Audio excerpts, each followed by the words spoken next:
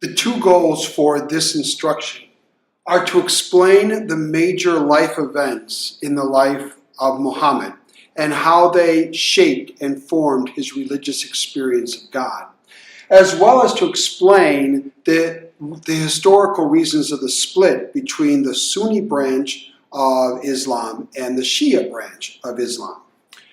Muhammad was born in the Arabian Peninsula in the town of Makkah, we would say Mecca, in the year 570 CE, AD, but using a more sensitive term for historical events. His parents died when he was very young, and he was orphaned and raised by different relatives, grandparents and an uncle. But more important than who he was raised by was the fact that he found himself in caravans. He traveled about a lot as a young man. And in these caravans, he encountered Jews and Christians. The people, the tribes that he was from were largely polytheistic. There were some monotheists among the Arabian tribes, but most were polytheists. At any rate, as Muhammad grew up, he heard many stories about Jews and their beliefs, and Christians and Jesus and Christian beliefs. And he married a girl, really a 15-year-old, he was much older, named Khadija, and Khadija was very devoted to him. In fact, she was really the first Muslim, and she actually supported him. Through much of life, he did not hold what we would think of as a job. He was a dreamer, he was a meditator, and she supported him while he went off to a cave. Muhammad experienced God in a cave. It's interesting that many of the great religious leaders we've encountered had a sacred space in which they encountered the transcendent. Of course, with Siddhartha, it was under a Bodhi tree. With Christ, it was in the desert, the time he spent being purified in the desert by Satan and discerning his mission and how he would respond to God's will. Well, for Muhammad, it was in a cave. And over the course of many months, he received revelations from an angel named Jibreel. Now, we would translate Jibreel as Gabriel. So he received these different messages from an angel. It's important to note that Muhammad was illiterate. He could neither read nor write, but he memorized these messages. And then over time, he would say these messages to people who could read and write, and they would transcribe them down, and then they would repeat them back to him to make sure that they had accurately recorded what Muhammad had said to them. And these form the basis of the Quran. These are considered by Muslims to be the direct revelation of God himself, right from the mouth of God. They do not see Muhammad as having interpreted what God gave him.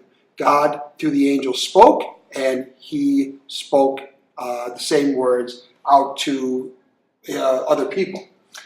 Now, what Muhammad did was begin to spread his message. His message was largely three things: that God is one, that we should be concerned about the poor, and that there would be a day of judgment. Those are three themes that are very critical in understanding Islam. The unity of God. God cannot be Trinity. Jesus cannot be God's son. Jesus can be a prophet, but he cannot be God's very son. We should be concerned about others, especially the poor. And it's important that we recognize that our actions will determine our afterlife. If we are good, we don't necessarily have to be Muslim, but if we are good and do the right thing, we will enjoy eternal happiness. If we are evil, we will go to hell. And there is no in between. It is based on your life's deeds. Well, he brought that message back to his people in Mecca, and they didn't really like it, especially the polytheists who make a lot of money off of selling statues and little amulets and all that. They basically said, get out of town. So he fled. And this is a key historical moment in the Muslim calendar. It can be said different ways and written different ways, but the Hijra, which occurred in 622, was that moment when Muhammad and a few of his followers left the city. They got out of town. They were afraid for their lives. And they went to Medina. Now, in Medina, Muhammad had a lot more success. People were very receptive to his message. And after some time, the followers, Muhammad's followers from Medina and Muhammad and the League came back to Mecca and they conquered it. They subdued the city and they destroyed the idols. In fact, they took back the Kaaba. The Kaaba is that big structure you see Muslims circling when they do the Hajj. And in there were, as Muslims tell it, idols that were stored. But originally, it was the place where Abraham performed a sacrifice. So Muhammad traced, and Muslims traced themselves back to Ishmael, to Abraham's second child. And they say they are the sons of Ishmael. They actually think Ishmael, though, is more important than Isaac. But let's not get into that at this point. And they purified the Kaaba, rededicated it to God, and that becomes, therefore, the central shrine for Muslims.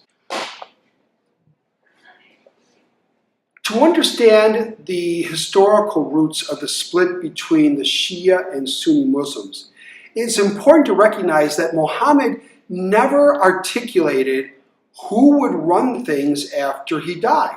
And so, sure enough, after he died, there was a split. There was a division within the Ummah, the community of Muslims. And the Sunnis basically believed that the successors to Muhammad should be chosen by a council, those who are closest, who were and are closest to the message of Islam. And in their day, they believed this guy named Abu Bakr was the one to take over from Muhammad. He was a very early believer and a very staunch defender, ally of Muhammad. And so the Sunnis believe that these leaders are called caliphs. And so you sometimes hear about ISIS trying to reestablish the caliphate. In many parts of the Muslim world, in the Sunni world especially, caliphs represent the ongoing work of Muhammad and the bringing about of God's message and submission to God's will all throughout the world. Shia Muslims, on the other hand, believe that the succession to Muhammad should be determined by a blood relationship to Muhammad. So the Shia Muslims believe that Ali, who was Muhammad's son-in-law, that he should take over. They believe that the succession should be determined not based on a council deciding on any particular person. It should have some definite blood relation. So these two sides began to tear apart very soon after the death of Muhammad. And it was at the Battle of Karbala where these two sides clashed. And in that battle, the Sunni side not only won, but many of Ali and his relatives were killed in the battle. So this only exacerbated the split. It did not heal it. And after this point, Sunnis and Shia begin to develop somewhat different theologies about Islam. Now, like Catholics and Protestants, all Christians, Sunnis and Shia, all Muslims, share many of the same beliefs. In fact, really, all the basic beliefs, the Quran, Muhammad, etc. But they do differentiate themselves in certain ways.